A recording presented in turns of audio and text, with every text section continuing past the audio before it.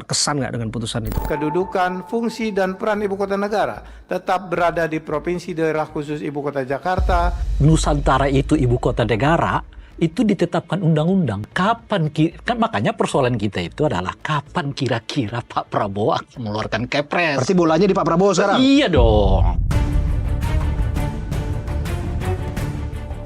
Menurut abang kapan? Kami memahaminya sebagai komitmen dengan Presiden Jokowi yang bagian dari keberlanjutan yang kami maknai bahwa pemerintahan ini Maksud saya sebentar, Bang Freddy, akan dipimpin. jangan lagi kau sebutkan komitmen karena komitmen itu kan ikatan politik. Iya justru itu. Ini nggak lagi ikatan politik. Ibaratnya begini loh ya, mungkin istilah bahasa sosialnya nih.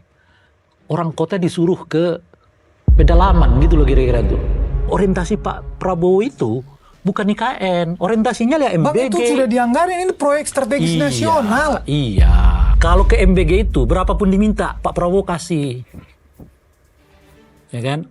Yang kita nggak ngerti trail aja ada, kaos kaki ada. Tapi di IKN ngirit.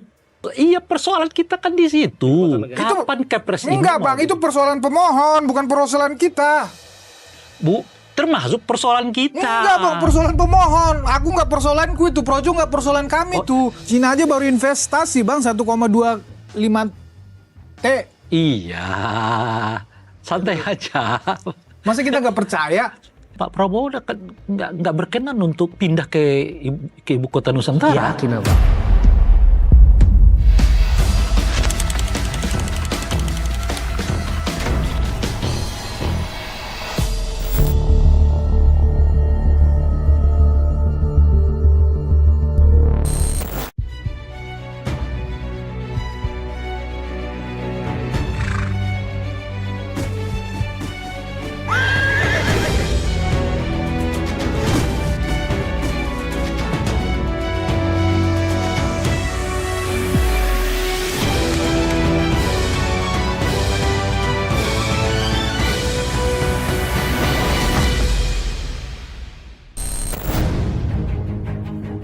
Mahkamah Konstitusi belum lama ini menegaskan Jakarta masih menyandang sebagai ibu kota Indonesia. Hal itu diputuskan MK usai menolak gugatan perkara terkait status ibu kota negara. Otorita IKN menegaskan progres pembangunan ibu kota Nusantara dipastikan masih terus berjalan. Pemindahan status ibu kota dari Jakarta menuju ibu kota Nusantara baru akan terlaksana ketika Presiden menerbitkan keputusan Presiden mengenai pemindahan ibu kota negara. Lantas, mungkinkah pemindahan status ibu kota negara akan terlaksana pada masa pemerintahan Prabowo Gibran? Atau bahkan pembangunan ibu kota Nusantara masih memerlukan waktu yang cukup lama?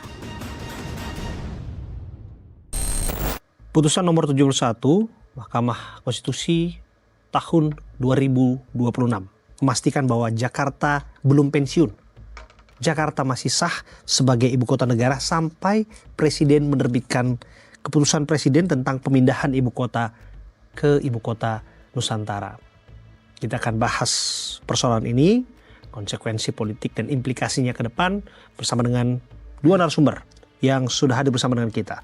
Sebelah kanan saya adalah Bung Ray Rangkuti, Direktur Eksekutif Lingkar Madani, pengamat politik. Sehat Abang? Sehat sejauh ini. Ya, Yang Abang melingkar-lingkar. Jangan sampai melingkar-lingkar ini Bang putusan ini, jadi nggak tahu kapan ujungnya nanti ke sana kan. Dan juga di sebelah kiri kita ada Bung Freddy Damanik, Sekjen Projo. Sehat Bang Freddy? Amin, sehat. Terima kasih undangannya. Luar biasa. Dua figur ini udah duduk di sini, tapi saya mulai dari senyuman yang pertama ke Bang Ray. Abang terkesan nggak dengan putusan itu? Kalau disebutkan bahwa ini memberikan kepastian bahwa sesungguhnya proyek tetap berjalan gitu. Tapi kok iya ada keputusan yang diambil hari ini oleh Mahkamah Konstitusi lepas bahwa ini adalah satu gugatan yang dianggap untuk memastikan apakah ada kekosongan ibu kota.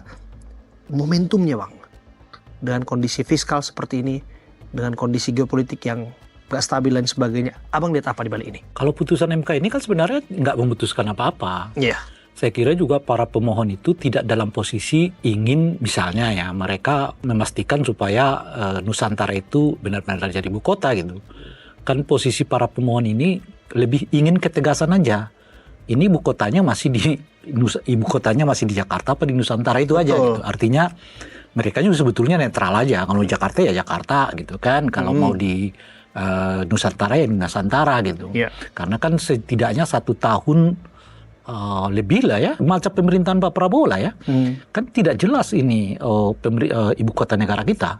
Apakah di Jakarta atau apakah di Nusantara gitu. Nah putusan MK itu menurut saya nggak memutuskan apa-apa karena memang persyaratan penetapan soal ibu kota itu ada pada Kepres kan. Sekalipun undang-undangnya memang sudah dibentuk. Iya tapi eksekutorialnya kan ada pada Kepres. Nah Mahkamah Konstitusi tidak bisa kecuali yang misalnya gini ya. DPR-nya menuntut supaya presiden mengeluarkan Kepres itu lain tuh. Kalau MK tidak bisa memaksa presiden mengeluarkan Kepres. Nah Kepres itu di bawah undang-undang juga. Jadi agak sulit bagi mereka untuk masuk ke ranah itu gitu.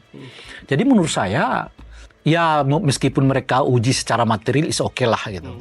Dan keputusannya udah tepat bahwa mereka menganggap nggak bisa untuk mengambil keputusan apapun terkait dengan Kepres itu. Iya tapi gini Bang, putusan MK ini seperti yang saya sebutkan tadi. Hadir di tengah realitas fiskal kita yang hari ini cukup berat. Iya. Ada kesan bahwa pemerintah jadi nggak ingin buru-buru nih untuk menerbitkan Kepres perpindahan ibu kota. Saya tidak merasa itu kesan. Sejak dari awal saya kira kalau bisa dicek lagi saya udah mengatakan Pak Prabowo nggak berkenan untuk pindah ke ibu kota Nusantara. Yakin apa? Iya. Makanya kalau bisa kita cek deh. Dasar abang apa mengatakan itu? Pertama, beliau itu punya hubungan yang sangat kuat dengan Jakarta. Historis itu. Karirnya semuanya hampir dibangun di Jakarta kan.